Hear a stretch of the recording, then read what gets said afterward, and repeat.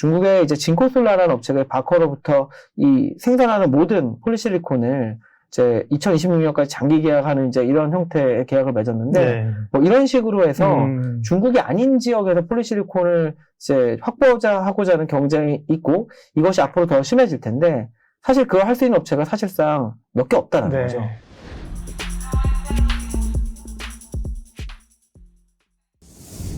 예, 여러분 안녕하십니까. 예민수의 주식 라이브쇼 시작합니다. 주식시장이 조금 되는 것도 같고 아닌 것도 같고 그런 상황인데요. 항상 뭐 주도주가 좀 있어야죠. 최근에 주도주로서 2차 전지가 확연하게 또 치고 나오고 있고요. 태조 이방원 가운데서는 뭐 2차 전지도 들어갑니다만 또 태양광이 그나마 성장성을 가지고 살아있어서 오늘 가장 최근에 투자자들이 궁금해하시는 섹터 2차 전지와 태양광에 관한 얘기를 깊게 하도록 하겠습니다. 현대차증권 리서치센터 강동진 연구위원 모셨습니다. 어서 오십시오. 안녕하세요. 먼저 태양광 얘기를 좀 할 텐데요. 미국이 이제 중국을 견제하면서 우리 업체들에게 좀 기회가 있다고 생각하는데, 최근에 보니까, 미국의 배터리 기업 CATL, 여기는 2차 전지만 하는 게 아니라 뭐 ESS 이런 건가 보죠. 미국의 네. 태양광 저장 장치 사업에 배터리 공급사로 낙점이 됐다는 뉴스가 있었는데요. 중국 업체들은 지금 이제 미국에 뚫고 못 들어가야 되는 거 아닌가요? 어떻게 해석해야 되죠?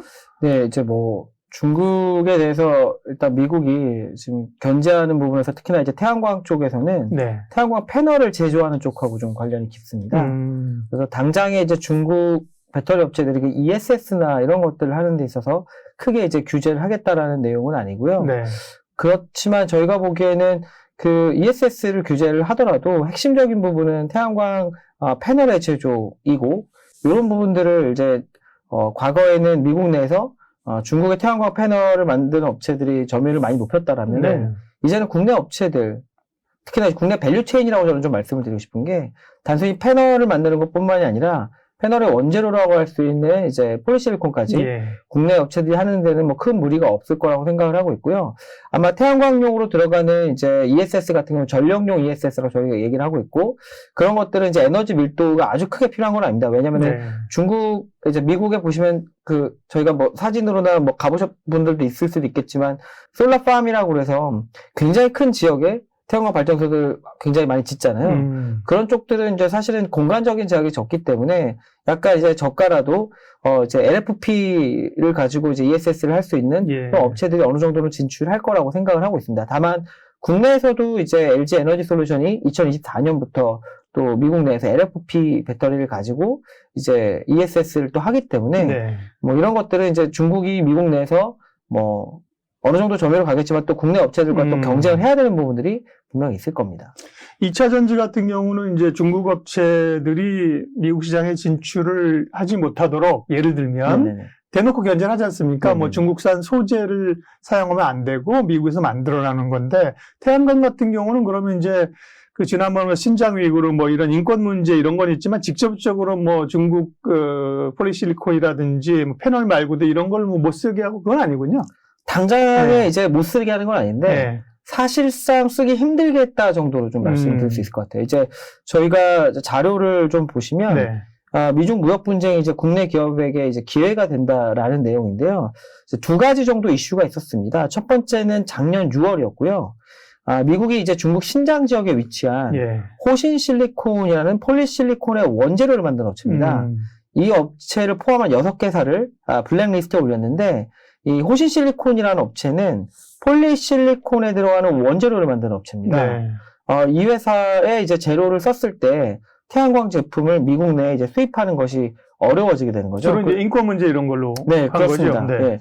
문제는 뭐냐면 중국에 이제 폴리실리콘 업체들이 여기저기에 많이 있는데요. 신장에도 있고 내몽골에도 있고 예. 뭐 다른 지역에도 있습니다. 근데 이 회사는 실리콘의 원재료를 만드는 업체라는 거죠. 그러니까 신장에 있는 폴리실리콘 업체가 아니라 뭐 예를 들어 사천지방에 있는 폴리실리콘 업체더라도 이 원재료를 사용하면 안 되는 겁니다. 그렇기 때문에 사실상 이제 중국의 상당 부분의 업체들이 네. 이제 견제에 들어가 있는 거고, 이게 좀 상당히 어려운 게 뭐냐면 이 관련된 제품이 들어올 때 세관에서 이 제품이 강제노동과 관련이 없다라는 것을 입증해라. 수입업자가 네. 수입업자가. 수출업자가 아니라 수입업자가 입증을 해야 되는 겁니다. 그리고 그것이 입증되는 이제 결정적인 단서를 제공하기 전까지는 네. 강제 노동이 있다라고 간주한다는 겁니다. 굉장히 까다로운 조건을 붙여놓은 거죠. 네. 네. 죄 없음을 입증해라 이거네. 네네네. 예. 그게 이제 이런 얘기가 나오고 1년 정도 지나서 6월 21일 날 네. 시행이 됐습니다. 그래서 이런 것들을 증명하는 절차가 매우 까다로워졌기 때문에 뭐 사실상 지금 미국을 살펴보면은 상당히 이제 태양광 패널을 수입하는 것들이 좀 어렵게 되어 있습니다. 그래서 보시면은 미국 이외에 중국 이외에 폴리실리콘을 만드는 업체가 글로벌에 2개 업체밖에 없고요. 예. 하나는 이제 OCI 말레이시아 공장이 있고 네. 하나는 이제 독일의 바커라는 업체가 있는데 그 바커라는 업체가 이제 중국 업체랑 이제 계약을 해서 중국의 이제 진코솔라라는 업체가 바커로부터 이 생산하는 모든 폴리실리콘을 이제 2026년까지 장기 계약하는 이제 이런 형태의 계약을 맺었는데 네. 뭐 이런 식으로 해서 중국이 아닌 지역에서 폴리실리콘을 이제 하고자 하는 경쟁이 있고 이것이 앞으로 더 심해질 텐데 사실 그걸 할 수 있는 업체가 사실상 몇 개 없다는 네. 거죠. 그럼 아까 말씀하신 CATL 같은 경우는 지금 얘기하고 있는 그쪽 지역의 폴리실리콘을 사용하지 말라는 규제를 어쨌든 뚫고 들어간 거네, 그거는? CATL이 만들고 있는 네네. 태양광 패널이 아니고요. 네. 이제 거기에 있는 ESS 배터리를 만드는 거니까 네. 이 규제랑 아주 직접적으로 있는 건 아닙니다. 그렇기 때문에 조금 다른 얘기가 될 것 같고요. 그렇군요. 태양광 네네네. 패널이 아니라 이건 이제 ESS였네, 그죠? 네네네. 배터리 ESS고요. 네네. 국내 업체들 일단 뭐 2차 전지 이따가 좀 본격적으로 얘기할 거니까요. 네네. 태양광 얘기를 하게 되면 국내 업체들은 그러면 최근에 그런 우크라이나 러우 전쟁도 있고 네네. 전반적인 태양광 산업의 이 성장성 네. 그런 것들을 잘 따라가고 있는 거예요. 예. 그렇죠. 예. 오히려 저희는 점유율이 높아지고 있고 네. 특히나 미국 내에서 음. 향후에 좀 더 높일 수 있는 이제 상황이 될 거라고 생각하고 있고 중기적으로 2023년 이후로 보게 되면은 유럽에서도 이제 그런 이슈들이 좀 발생을 할 것 같습니다. 네. 그렇기 때문에 전반적으로 이제 국내 업체들이 이제 글로벌 점유율을 오히려 조금 더 높일 수 있는 부분이 있을 거라고 생각을 하는데요. 이제 보면 유럽까지 이제 그런 내용들이 확대되고 있다는 내용이 저희가 좀 가져왔고요. 네. 보면 이제 독일에서 공급망 관리와 관련된 법안이 이제 통과가 됐습니다.